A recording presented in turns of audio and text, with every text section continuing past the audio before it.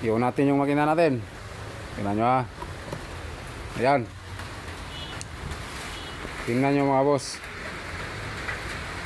Habang umiikot ang ating makina, iikot ang impeller. Siyempre, yung ETF no, na pinupush ng impeller ay siya ring nagpapaikot ng turbine natin. Kaya umiikot din ang input shaft ng ating.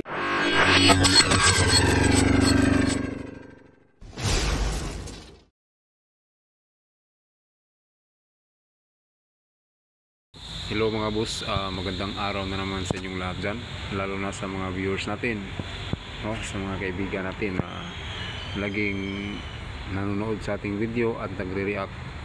Maraming salamat sa iyo. Ito, sa una, no, i-explain ko muna dito yung takbo, yung cycle ng ating ETF fluid ng ating automatic transmission, no? Ngayon, i-explain ko sa inyo kung saan ba galing ang ating ETF. Ngayon, ito siya, nakahiga kasi ito. Ano natin, ito tayo natin. Yan, nakatayo siya. So, ito yung ating oil pan dyan sa ilalim. Dyan naka-stack yung ating ETF, no? Simula dito sa kanyang oil pan, patungo dito sa kanyang oil pump. Ito yung kanyang oil pump mga boss. Yan. Yan yung ating oil pan. Hihigupin ni oil pump ang ETF. Galing dyan patungo dito, hihigupin ni oil pump. Ito yung oil pump natin, no? Pag itong pump kasi ang nagda-drive nito is yung yung hub ng ating torque converter. Yung torque converter naman ay directly connected po ito sa ating mga makina. So ngayon, ang ETF na binubumba dito ng natin, yung oil pump, ay patungo yan sa system ng ating buong transmission. Saka dito mismo lalabasin dito yung pressurized na fluid, ay lalabas dito, papasok naman dito sa ating torque converter. So ano ba ang torque converter mga boss? Ang torque converter mga boss ay naka-attach ito sa flywheel sa puwet ng ating mga makina. Directly connected po ito sa ating makina, no? Sasabay ito sa ikot ng makina, no? Kung ilang RPM ang makina, ganun din ang RPM ng torque converter mga boss. So ngayon, i-explain ko ulit yung yung ETF kung sa paglabas dito saan ba napunta. So galing dito ang ETF na pinupush ng oil pump natin ay napupunta sa buong system ng ating transmission. Yung iba doon napunta sa valve body ng ating transmission, at saka yung ibang pressure niya ay napupunta dito sa kanyang ito mga boss, napupunta dito mga boss sa kanyang torque converter, no? Napupunta dito, tapos inikot ni yung explain ko mamaya yung operasyon ng torque converter na to, dahil ang laman ng torque converter na to is nandito yung impeller nya. Yung impeller mga boss ay stationary dito, siyempre nakasabay sa ikot ng torque converter yan, nakasabay sa ikot ng makina. Pero yung isang nya, yung tinatawag natin na turbine, no, nandito yan na side, nandito yung turbine nya, naka-floating yun sa ilalim, independent yun. So magdepende yun sa sa ikot ng makina, yun sa pressure ng ETF na pinupush ng impeller dito. Magdepende po ang ikot ng ating turbine, magdepende sa ikot ng ating impeller. Kumbaga nagsisilbing pump din siya po ng ating turbine, no? Yung turbine mismo ay nakakonect dito sa spline na to sa input shaft ng ating transmission. Yan mga boss. Kaya kapag yung pressure dito, yung pressurized na ETF dito sa loob ng torque converter na to ay bumabalik palabas dito, hindi na siya babalik dito kasi magkasalubong siya yung pressure. May kasi sa ilalim yung tinatawag na stator. Yun yung ang ETF natin. So iba yung papasok iba yung daan ng ano ng ETF na papasok, iba din yung daan na palabas. Kung saan niya ilalabas, dito din ba mismo? Dito? Hindi. Doon sa ilalim, dito na. Dito niya ilalabas mga boss. Makikita nyo. May ano dyan, may check ball dyan. Yan. Ay pressure niya ay lalabas naman dito mga boss. Dito. Yan, makikita no. Kung makikita nyo, ayan siya. Lalabas naman dito patungong ano ito, oil cooler natin doon sa harap ng ating sasakyan. Kadalasan na ano yan eh, ito yung galing na sa ating system sa buong transmission. Yung fluid na yan ay papuntang oil cooler para palamigin doon sa harap ng ating sasakyan, tapos ibabalik niya dito mga boss, dito yun, ito yung input niya, saka may output dito naman patungo sa ano. Ito yung output niya sa transmission, ito naman yung kanyang input. So itong pipe na to galing to sa ano, sa oil cooler natin. So cycle ba, yung rotation ng fluid natin is galing sa transmission patungong air cooler, no, oil cooler, tapos ibabalik na naman dito sa ano natin, sa transmission pipe. Yan patungong ano, oil pan. Ano, ulit-ulit lang, back and forth lang yung ano, yung cycle lang mga na ano, ETF. So ito yung pump, ito yung torque converter. So ang nagda-drive ng ano, ng torque converter is makina, tapos yung nagda-drive ng pump naman is itong torque converter. Okay mga boss, ngayon i-explain ko sa inyo, ano, ipapakita ko ng diagram sa inyo kung ano ang nasa loob nito mga boss. Papakita ko. Okay mga boss.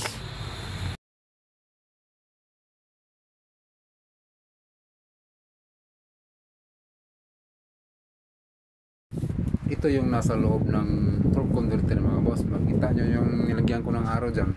Yan yung dyan dumaan yung ano, yung ETF galing sa impeller.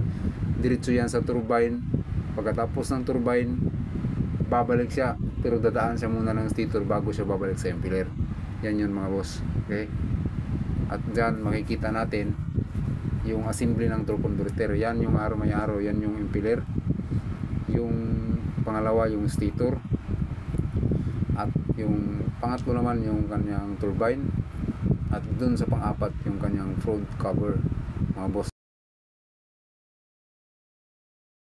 Dito mga boss ay i-explain ko sa inyo ay ang ating torque converter ay hahantulan natin sa dalawang electric fan na ito.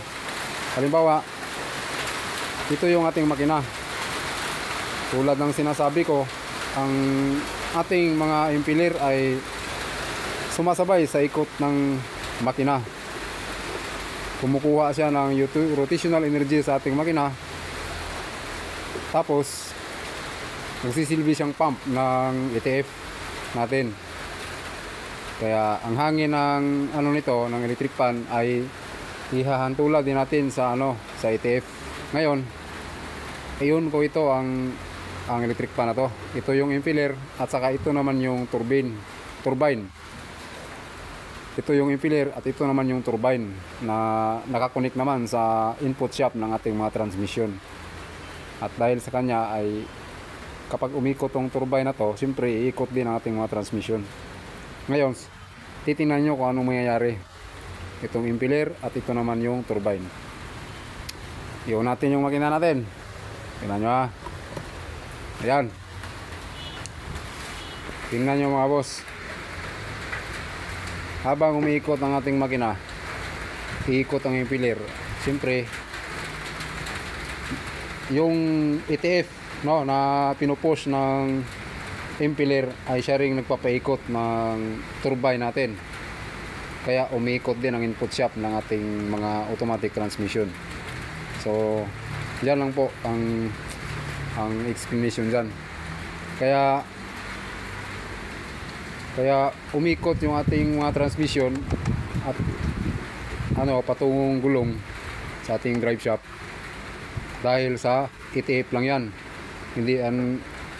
Hindi yan directly nakakunik sa ating ano, makina. Yung direct na nakakunik sa ating makina is ito lang yung impeller nya, no? Yung nasa ilalim ng torque converter, kasi yung torque converter ay directed din nakakunik sa sa makina natin. Kaya habang umiikot ang makina, kung ilang ikot ang makina, kung ilan ang RPM ng makina, ganun din ang RPM ng ating yung ating impeller, ganun din yung ikot nya. Pero yung nito, yung turbine nya ay siyempre hindi yan sasabay, hindi yan magkasabay yung ikot nya. Sasabay lang ang ikot ng turbine natin, sasabay yan sa ikot ng makina kapag yung tinatawag na 1-to-1 gear ratio. Kasi yung itong torque converter kasi mayroon din itong lock up clutch, no? Kapag naka high speed ng ating mga sasakyan, yung clutch na nasa ilalim ng torque converter ay i-engage yun, no? I-engage yun dito sa sa housing ng nung torque converter natin. I-engage yun. Pag naka-engage yun, yung clutch na yun ay direct connected to yun sa dun sa turbine shaft, no? Naka-connect yun sa turbine shaft. Kaya kapag sinabi nating 1-to-1 gear ratio, anong ikot ng makina, yun din ang ikot ng ng input shaft natin, saka yung kanang output shaft. Yun siguro fourth gear, yun 1-to-1 gear ratio yan. Naka tayo, direct drive. Kapag naka overdrive naman tayo, siyempre mas mataas ang ikot ito kaysa engine, kasi naka overdrive sa susunod na topic natin, i-explain ko sa inyo yung kung ano ang gear ratio ng bawat gear ng automatic transmission natin. Halimbawa, first gear, second gear, third gear, fourth gear, at saka yung fifth gear. Yung fifth gear ay yung kadalasan sinasabi natin, yung overdrive. Saka yung fourth gear nya is yung direct drive. Yan yung 1-to-1 gear ratio, okay? Isang halimbawa ng overdrive mga boss, yung sinasabing overdrive, yung 0.7, halimbawa yung gear ratio nya is 0.75-1. Ito yung input shaft nya, saka dun sa likod yung kanyang output shaft. Halimbawa 0.75-1, iikot pa lang ng 0.75, no, ng isang revolution. 0.75 pa lang yung input shaft natin, puro yung output natin ay naka 1 full turn na yon, naka 360 degrees na siya, no? 270 degrees pa lang yung halimbawa ito, tingnan nyo yung marking na yan, naka 270 degrees pa lang siya ang ikot ng input shaft, no? Pero yung kanyang output dito na patungong patungong final drive natin sa ating mga differential ay naka 1 full turn na yun. Kaya yan yung tinatawag na 0.75-1 yung gear ratio nya. Okay mga boss, so ano ba ang benefits ng overdrive? Siyempre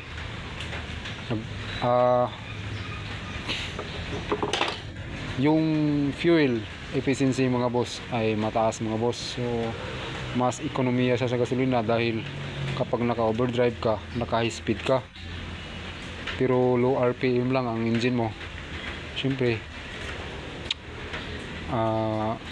kaunti lang din yung konsumo mo sa gasolina pag ganun. Dahil nga yung naman yung overdrive switch ay nakalagay naman yan sa minsan sa shifting lever or doon sa dashboard ng ating sasakyan, sa console meron yan. Pwede mo yang i-disengage, no, i-off mo yung overdrive kapag yung pinuntahan mo is matarik na daan, naka-uphill ka, at saka kapag nandito ka lang sa sa city driving ay hindi na kailangan yung overdrive. Kailangan lang yung overdrive na switch. I-switch on mo yan kapag long distance ang travel mo, magagamit mo yan. Pero kapag dito sa city, lang mga dito ang takbo 40, 50, 30 dahil sa traffic. At yung overdrive naman, kapag in-on mo yan, hindi yan automatic nag-i-engage lang yan kapag naka 60 km/h pataas. Yan, i-engage yan yung overdrive natin. Pero kapag nasa yung takbo mo ay nasa 10, 20, 30, 40, 50 ay hindi pa nag-i-engage yan. Okay mga boss, so yan yung tinatawag na overdrive sa automatic transmission natin. Ano pa ba ang ibang benefits ng overdrive kapag naka-on yan? Siyempre magiging tahimik yung operation ng ating sasakyan, hindi po siya maingay. Siyempre less load siya, noise, vibration yun, at saka yung wear and tear niya is din mababa lang. Kaya mas maganda yung kapag ka long distance yung travel mo, hindi naman traffic, pwede mong i-switch on yung overdrive switch. Mas maganda kasi kapag in-on mo yan, kasi kapag in-off mo yan, limited lang po ang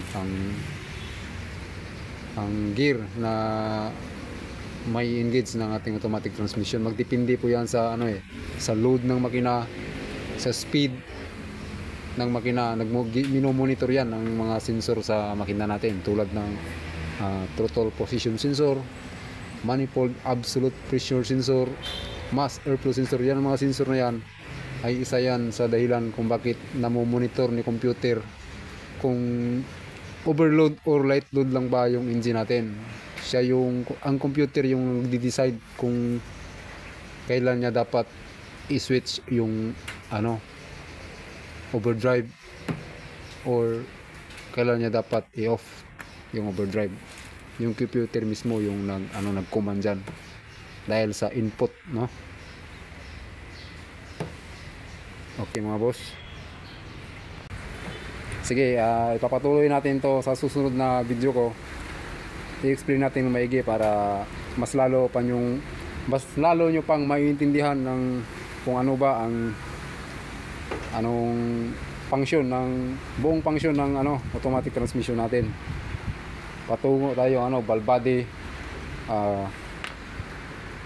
yung sa planetary gear set natin, i-explain natin yan sa susunod na video. Okay, maraming salamat sa inyong panonood. Sana mag-subscribe kayo, mag-comment, at saka mag-like, mag-share. Okay, ito yung kaibigan ko, kasama ko sa trabaho yan. Siyempre, driver, mekaniko, minsan plumber yan. Aircon technician, kung gusto nyo aircon sa bahay nyo, pwede siya. Okay, maraming salamat mga boss.